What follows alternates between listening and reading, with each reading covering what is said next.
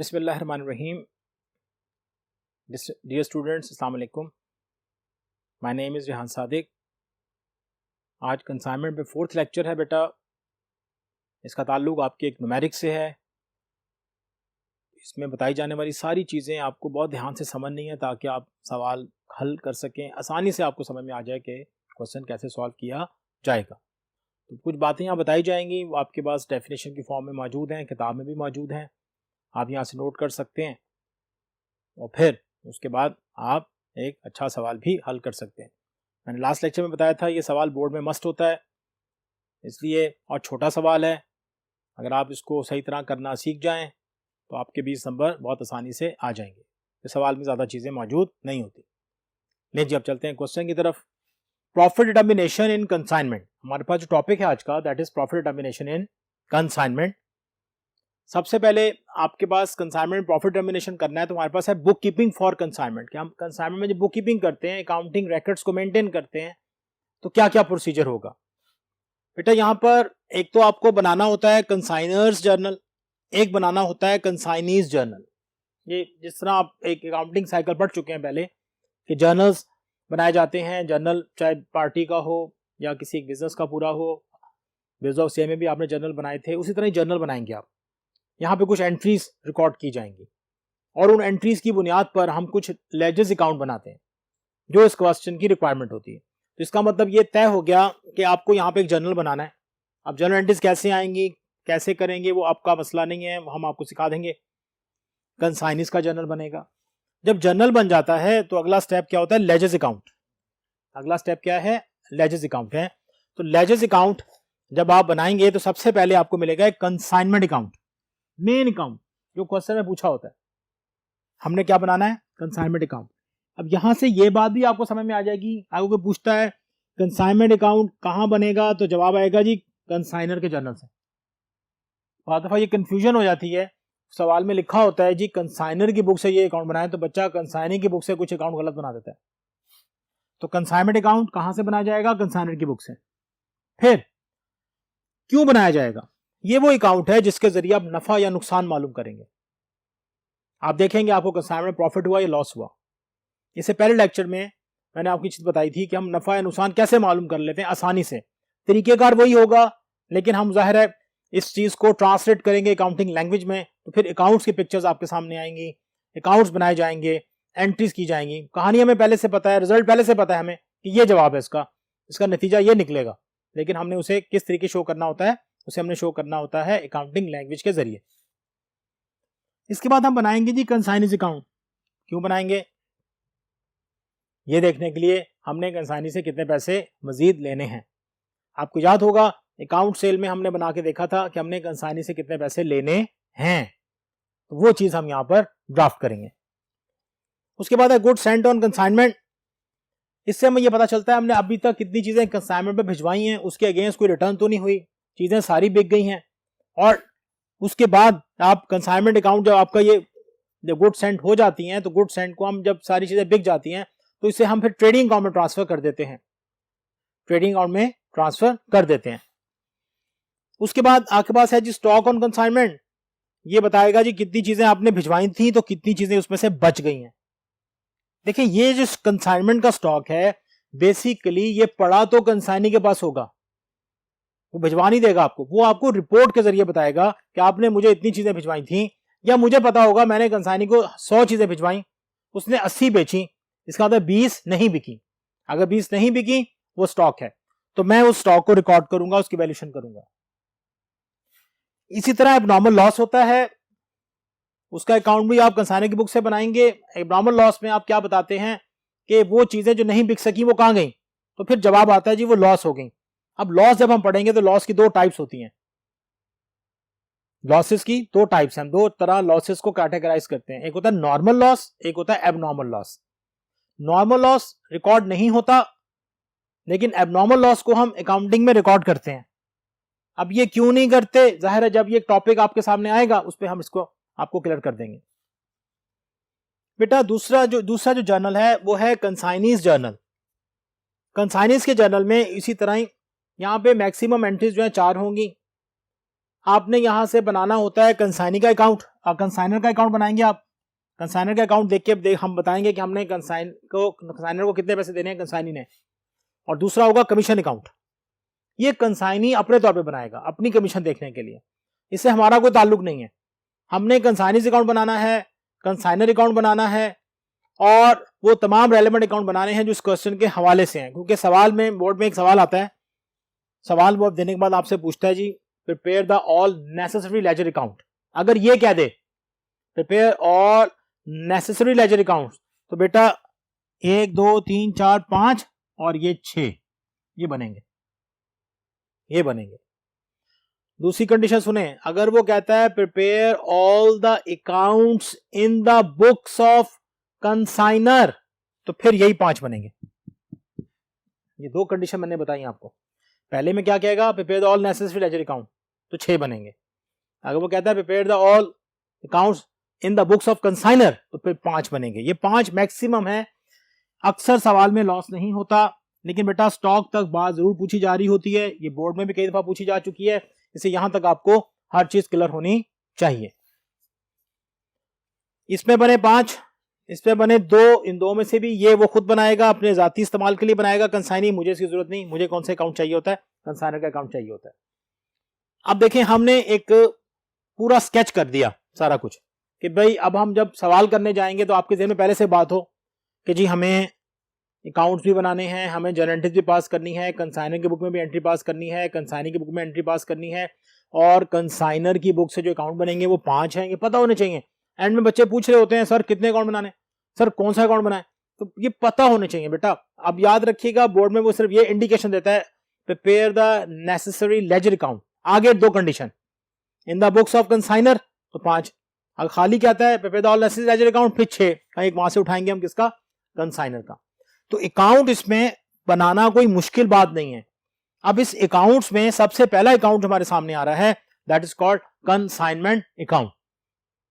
अब हम जो अगली बात करेंगे इसके नेक्स्ट बोर्ड पर वो कंसाइनमेंट अकाउंट के हवाले से होगी, उससे आप अच्छी तरह समझिएगा ताकि फिर हम एक क्वेश्चन करने की पोजीशन में आ जाएं। फिर हम अगर हम कंसाइनमेंट अकाउंट सीख जाते हैं तो हम एक सवाल का नफा या नुकसान, एटलीस्ट नफा या नुकसान मालूम करने की पोजीशन में भी आ जाते हैं।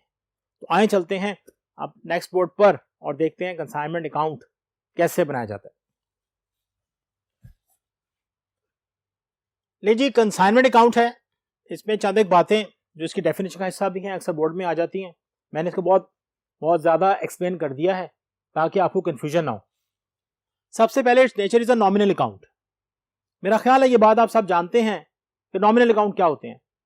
नॉमिनल अकाउंट इनकम या एक्सपेंस के अकाउंट को बोलते हैं और ऐसा कोई भी अकाउंट जिससे नफा या नुकसान मालूम करना मकसूद हो उसे हम नॉमिनल अकाउंट बोलते हैं। तो ये आपका नॉमिनल अकाउंट है। पहली बात तय हो गई, इसका मतलब है इसमें इनकम भी आएंगे, इसमें एक्सपेंस भी आएंगे। और जब भी याद रखिएगा इनकम और एक्सपेंस की बात हो तो मैचिंग कॉन्सेप्ट जरूर होगा, एक्रूअल कॉन्सेप्ट जरूर होगा।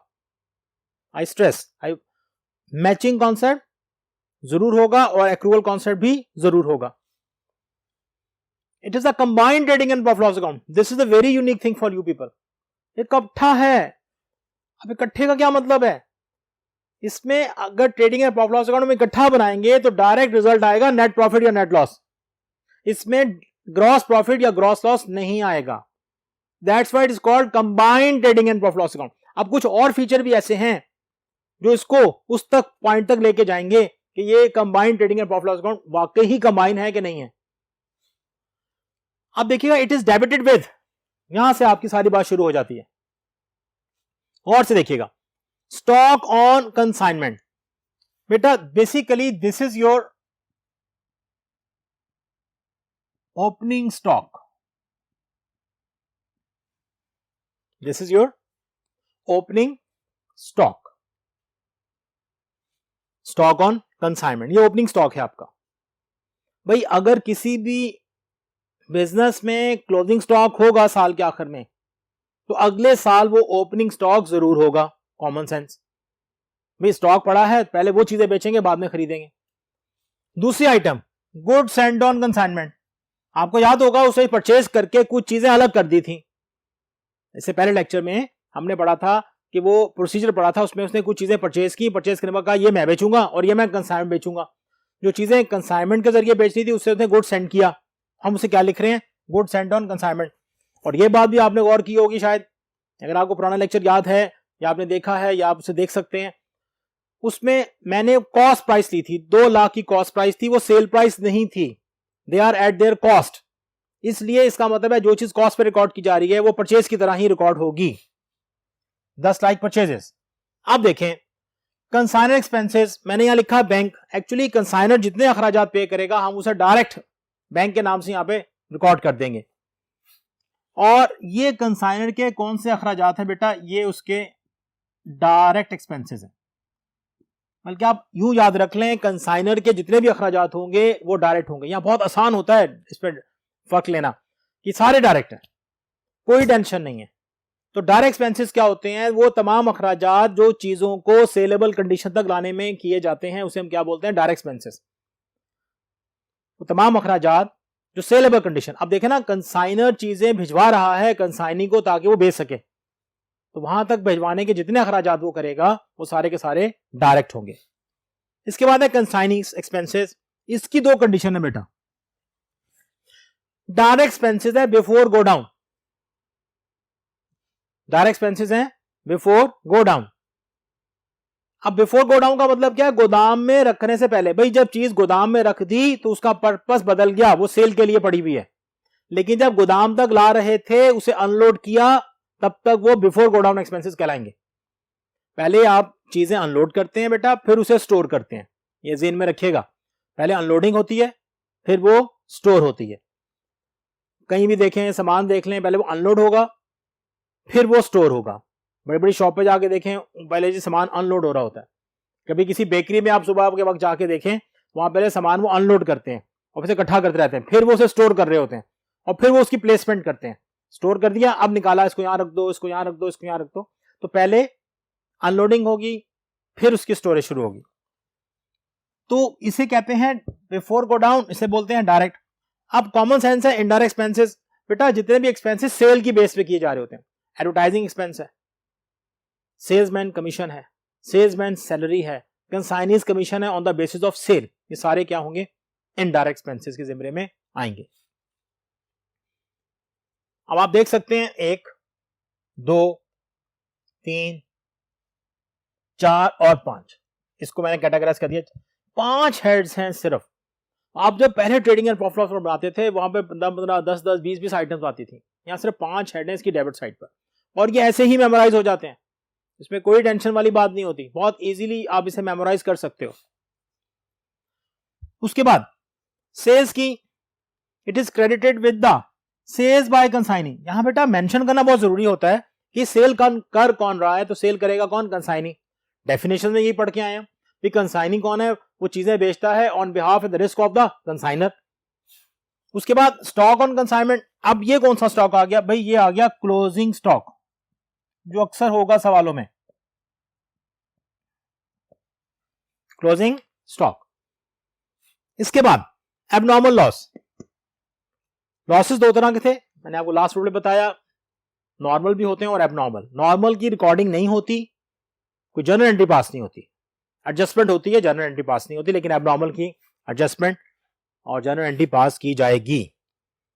फिर ये एक अहम पॉइंट आ गया, it is paid with the help of accrual and matching concept. मैंने शुरू में बताया था कि जहां इनकम एक्सपेंस की बात होगी वहां पे मैचिंग कॉन्सेप्ट भी होगा और अकाउंटिंग पीरियड कॉन्सेप्ट भी हो सकता है और साथ में एक्रूवल कॉन्सेप्ट भी हो सकता है। एक्रूवल क्या था, अगर आप भूल गए हैं, आउटस्टैंडिंग या प्रीपेड का जो कॉन्सेप्ट है उसे हम एक्रूवल एक्सपेंसेस या एक्रूवल बेसिस अकाउंटिंग बोलते हैं, कि जिसमें हम आउटस्टैंडिंग को ऐड करते हैं, प्रीपेड को लेस करते हैं। सामने एक दफा नॉन ट्रेडिंग कंसर्न बड़ा था कि लास्ट ईयर और कमिंग ईयर के एक्सपेंसेस को लेस कर दें, बिल्कुल इस तरह की जो चीज आएगी आपके सामने उसे हम क्या बोलते हैं बेटा, एक्रूवल कॉन्सेप्ट बोलते हैं। अब ये बड़ी अहम लाइन है, इट्स बैलेंस इंडिकेट्स, इसका जो बैलेंस है किसका, जाहिर है मैं कंसाइनमेंट अकाउंट की बात कर रहा हूं, वो बैलेंस इंडिकेट करेगा profit and loss, and this is very usual. जिसना था, अगर उसकी क्रेडिट साइड बड़ी है, क्योंकि किसी भी नॉमिनल अकाउंट की जो क्रेडिट साइड होती है वो इनकम को इंडिकेट कर रही होती है, अगर क्रेडिट साइड बड़ी है तो प्रॉफिट, और अगर डेबिट साइड बड़ी है तो लॉस। भाई अगर इस क्रेडिट साइड का टोटल बड़ा है इस डेबिट साइड के टोटल से तो प्रॉफिट, एंड वाइस वर्सा, वरना लॉस होगा। ये आपके पास कुछ बेसिक इंफॉर्मेशन आ गई कंसाइनमेंट अकाउंट के हवाले से। अब इस इंफॉर्मेशन का इस्तेमाल करके हम एक कंसाइनमेंट अकाउंट बनाएंगे। एक तो कंसाइनमेंट अकाउंट बनाएंगे, दो बातें हम करेंगे नेक्स्ट बोर्ड पर। एक मैं आपको पुराना trading and profit loss account बना के बताऊंगा, फिर दोनों को करेंगे कंपेयर और फिर देखेंगे कि ये क्या चीज है। आपने क्या करना है, उन आइटम्स को मेमोराइज कर लेना है, बस पहला स्टेप बड़ा आसान है आपके लिए कि आप अकाउंट से आइटम को मेमोराइज करें। आपको 3 आइटम्स क्रेडिट साइड पे मिल जाएंगी, 4 या 5 आइटम डेबिट साइड पे मिल जाएंगे, और ये कोई मुश्किल आइटम्स नहीं है, आप बहुत इजीली मेमोराइज कर सकते हैं। तो अब इसका फॉर्मेट देखने के लिए चलते हैं बेटा इसके नेक्स्ट बोर्ड पर, और वहां जाके देखते हैं कि इसका फॉर्मेट कैसा है, और प्रॉफिट लॉस जो पुराना trading and profit loss account था उसे हम इसे कंपेयर भी करेंगे। नहीं जी, this is the format of consignment account. ये कंसाइनमेंट अकाउंट का फॉर्मेट है और ये trading and profit loss account का फॉर्मेट जो आपने इससे पहले पढ़ा। अब एक एक चीज हम मैच करते जा रहे हैं। पहले हम इसको देखेंगे। ओपनिंग स्टॉक है, पहले भी ऐसी था। परचेजेस है, डायरेक्ट एक्सपेंसेस आते हैं जी, आते हैं। उसकी लिस्ट हमें जरूरत नहीं होती, इसमें वेजेस है, कैरिज है, तो इस तरह के जो एक्सपेंस थे वो डायरेक्ट एक्सपेंसेस थे। इनडायरेक्ट एक्सपेंसेस की लिस्ट आ गई। क्रेडिट साइड पे देखें, सेल्स नेट है जी, स्टॉक था क्लोजिंग, यस, कोई फर्क नहीं है इसमें। अब मैंने सिर्फ क्या किया है, इनके साथ इनके कुछ नामों को बदल दिया है। तरतीब वही है, कुछ नामों को बदल दिया है, सेंस वही चलेगी, नाम बदल जाएंगे। कैसे? ये ओपनिंग स्टॉक था, यहां मैं लिख रहा हूं स्टॉक ऑन कंसाइनमेंट, बस, यानी कि यहां पे वर्ड क्या ऐड हो गया, कंसाइनमेंट। और अगर ये डेबिट साइड पे नजर आ रहा है तो ये भी ओपनिंग स्टॉक है, ये भी ओपनिंग स्टॉक ही है अगर डेबिट साइड पे नजर आएगा आपको। दूसरा, परचेजेस, यहां पर परचेज का नाम मैंने बदल के क्या कर दिया, goods Saint on consignment. Purchase का नाम बदल के क्या कर दिया, गुड्स सेंट ऑन कंसाइनमेंट। उसके बाद डायरेक्ट एक्सपेंसेस, बेटा यहां डायरेक्ट एक्सपेंसेस का नाम मैंने किसके साथ लिखा है, कंसाइनर के साथ है। ये भी क्या, डायरेक्ट एक्सपेंसेस ही हैं। ये कौन से एक्सपेंसेस हैं, डायरेक्ट एक्सपेंसेस हैं। ये ले, फर्क सिर्फ सेंस वही है, हेड्स ऑफ अकाउंट चेंज है। सेंस वही है, हेड्स ऑफ अकाउंट चेंज है। सेंस वही है, हेड्स ऑफ अकाउंट चेंज है। जगह भी वही है, हर चीज वही है, और निकालना भी हमने नफा या नुकसान ही है।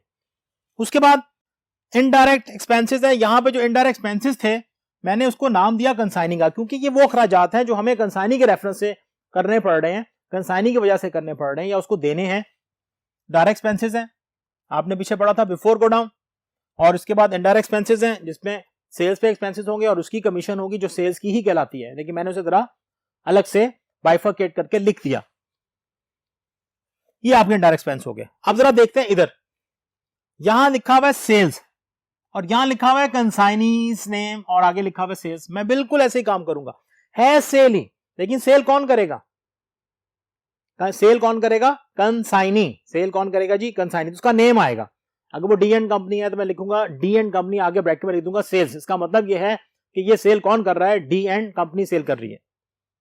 उसी तरह बेटा स्टॉक ऑन कंसाइनमेंट, अगर ये stock on consignment credit side पर है तो ये इंडिकेट करेगा क्लोजिंग स्टॉक को, और ये किसको इंडिकेट करता था, ओपनिंग स्टॉक को। ये किसको इंडिकेट करेगा, क्लोजिंग स्टॉक को। ये किसको इंडिकेट करेगा, ओपनिंग स्टॉक को। उसके बाद आपके पास है जी एबनॉर्मल लॉस। मैंने बताया था लॉसेस दो तरह के होते हैं, नॉर्मल एंड एबनॉर्मल। तो जब इसकी कोई एडजस्टमेंट आएगी मैं आपको एक्सप्लेन कर दूंगा।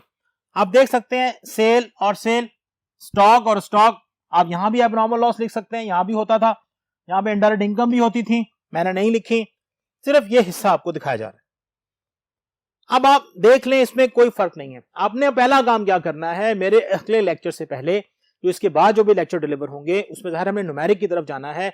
बेटा आपको ये डाटा याद हो, मैं आपसे जितने न्यूमेरिक सॉल्व करूंगा मैं आपसे ये डाटा लिखवाऊंगा। ये क्या था, ये लिखें, फिर इसकी इंफॉर्मेशन ढूंढेंगे। अगर इनकी इंफॉर्मेशन है तो ठीक है, अगर इनकी इंफॉर्मेशन नहीं होगी तो हम उसे ब्लैंक कर देंगे। उससे क्या होगा, आपकी प्रैक्टिस अच्छी हो जाएगी। क्योंकि मोस्टली क्वेश्चन जो पहले बोर्ड में आते हैं उनमें ज्यादातर यही पूछता है जी आप हमें अकाउंट्स बना दें, वो एंट्रीज नहीं पूछ रहा होता। तो मैं ये चाह रहा हूं कि आपको शॉर्टकट में अकाउंट्स बनाना सिखाऊं, शॉर्टकट में अकाउंट्स बनाना सिखा दूं, शॉर्टकट में अकाउंट्स बनाना सिखा दूं। तो पहले मैं अकाउंट्स बनाना सिखा दूंगा, जैसे आप अकाउंट्स में एक्सपर्ट हो जाएंगे आप एंट्रीज भी पास कर लेंगे, कोई टेंशन नहीं होगी। याद रहे consignment to city name heading है, सिटी नेम लिखना जरूरी है। अगर मैं कंसाइनमेंट लिख रहा हूं कंसाइनमेंट टू पेशावर तो लिखा जाएगा कंसाइनमेंट टू पेशावर अकाउंट, मैं पिंडी भिजवा रहा हूं तो लिखा जाएगा कंसाइनमेंट टू पिंडी अकाउंट, ताकि उसे डिस्टिंग्विश किया जाए। एक ऑर्गेनाइजेशन या एक बिजनेस बहुत सी जगह पर चीजें भिजवा रहा होता है, लेकिन जब ट्रेडिंग एंड प्रॉफिट लॉस को बनाते थे this is for the year ended, क्योंकि ये आपके पास कई दफा एक साल में कई दफा आप चीजें भिजवाएंगे और सेल होगी, इसलिए आप यहां पर ईयर एंडेड फिलहाल नहीं लिख रहे। लेकिन जब एक साल में 10-12 दफा आप चीजें बेच चुकेंगे उसके बाद फिर आप उसे बड़े आराम से एक जनरल प्रॉफिट लॉस में ट्रांसफर कर देंगे। प्रॉफिट देख लीजिएगा, क्रेडिट साइड बड़ी होगी, डेबिट्स और जिसका टोटल बड़ा होगा हम यहां लिखेंगे, इसमें डेबिट साइड माइनस करेंगे तो आपके पास आएगा प्रॉफिट ऑन कंसाइनमेंट, इसे लिखेंगे प्रॉफिट ऑन कंसाइनमेंट। और अगर लॉस होगा बेटा फिर लॉस इधर आ जाएगा, उसे हम प्रॉफिट एंड लॉस अकाउंट के नाम से जाहिर करते हैं। बेसिकली हेड तो एक ही होता है प्रॉफिट एंड लॉस, अगर वो डेबिट साइड पे आ रहा हो तो हम उसे लॉस बोलते हैं, प्रॉफिट बोलते हैं अगर डेबिट साइड पे आ रहा हो, और अगर क्रेडिट साइड पे आ रहा है तो हम क्या बोलते हैं, लॉस। इसका मतलब है क्रेडिट साइड पे आ रहा है तो डेबिट साइड बड़ी है, और अगर इस साइड पे आ रहा है तो आपकी क्रेडिट साइड बड़ी है। इसलिए मैंने जब डेफिनेशन में लिखा था the balance of this account, इस पे बोर्ड में एक एमसीक्यूज आ गया था कि debit balance of consignment account क्या होगा, तो that is loss, debit balance that is loss.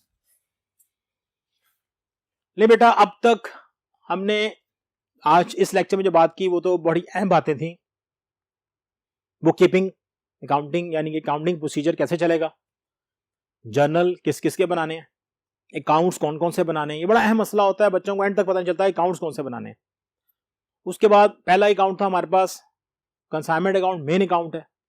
उसके बाद हमने एक कंसाइनमेंट अकाउंट देखा और उसे मैंने कंपेयर किया किससे, trading and profit loss account से, क्योंकि हमने डेफिनेशन बाद लिखी थी it is a combined trading and profit and loss account, तो उसको एक्सप्लेन करना बहुत जरूरी था क्यों। तो ये दो चीजें आपके सामने आ चुकी हैं, ये दो अकाउंट आपको बिल्कुल क्लियर होने चाहिए, याद होने चाहिए। हम जितने भी सवाल करेंगे इस अकाउंट का इस्तेमाल करेंगे। ले बेटा नेक्स्ट लेक्चर तक के लिए इजाजत दीजिएगा, अपना बहुत सा ख्याल रखिएगा, मेहनत से पढ़िएगा। अल्लाह हाफिज।